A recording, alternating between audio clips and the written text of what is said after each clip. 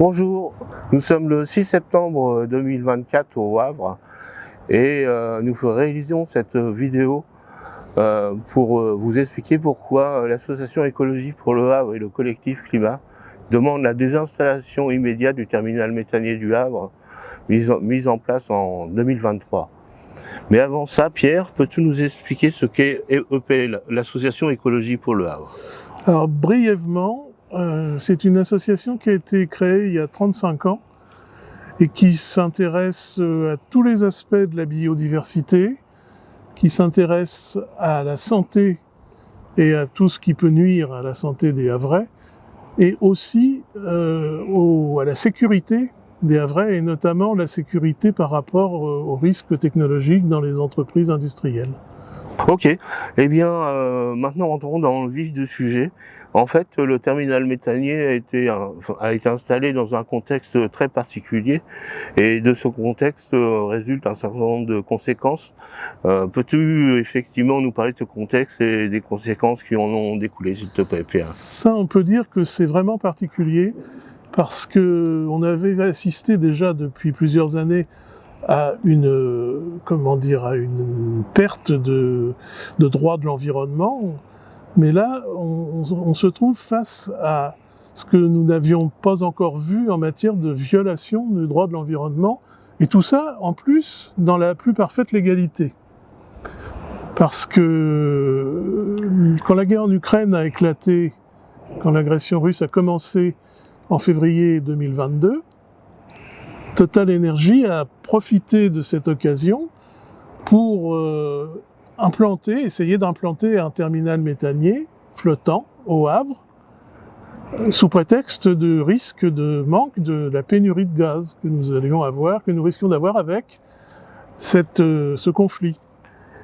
Et pour ce faire, le gouvernement a utilisé une loi qui n'avait aucun rapport avec l'installation gazière, mais une loi qui était sur le pouvoir d'achat. Et cette loi a introduit des dérogations complètement démesurées qui ont entraîné le fait que le terminal méthanier en question n'a pas été soumis à la directive Seveso. Alors pourquoi il n'est pas soumis? Parce que c'est un bateau. Alors c'est le droit maritime qui s'applique, et le droit maritime ne prévoit pas Seveso. Et hop, le tour est joué. Et d'ailleurs, l'ancien préfet Caranco, qui est un de nos vieux amis, avait trouvé ça merveilleux, de pouvoir ainsi s'affranchir du droit.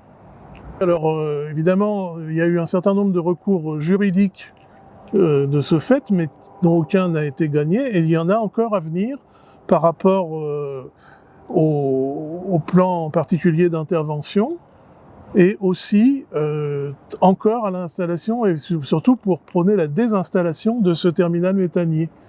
Parce qu'en l'état actuel des choses, tel qu'il est situé derrière l'écluse François Ier, si jamais il y a un accident, il est bloqué derrière l'écluse et il ne pourra pas être remis en mer pour atténuer les risques.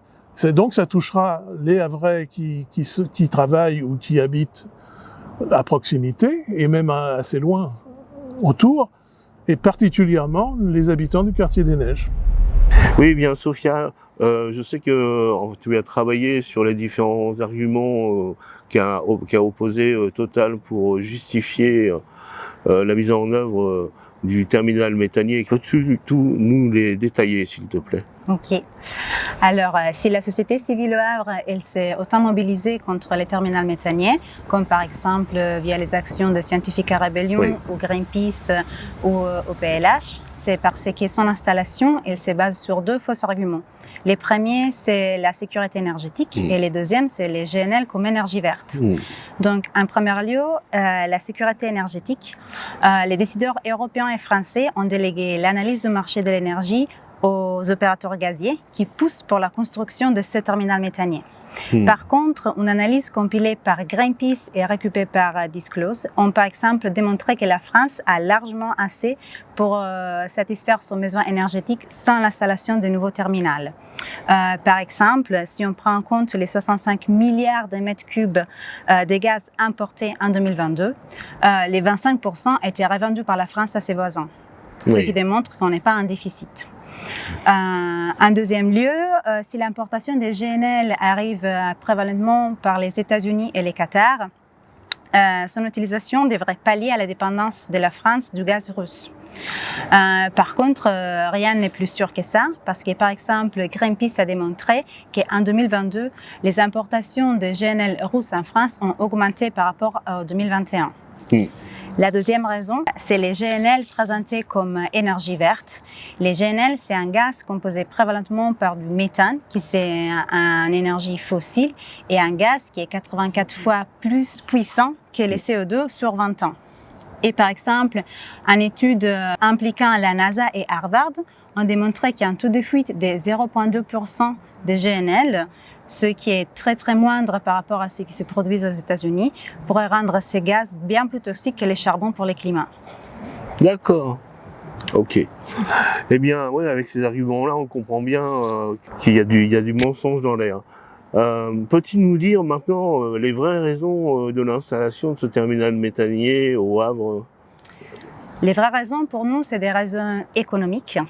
Si 2023 était une année record de chaleur avec 12 millions de précaires énergétiques en France, Total a annoncé un bénéfice de presque 20 milliards d'euros et l'entreprise a alloué 3 fois plus d'argent aux actionnaires aux investissements bas carbone. En fait, l'argument de départ, c'était la sécurité énergétique, et en fait, c'est faux, quoi. Et en fait, c'est un mensonge. C'est un mensonge.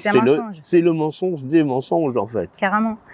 Et les terminaux méthaniers, donc, étaient justifiés par une raison de sécurité et Aralta visait à augmenter les profits et les marges de Total Energy au détriment de la sécurité des œuvres et du climat.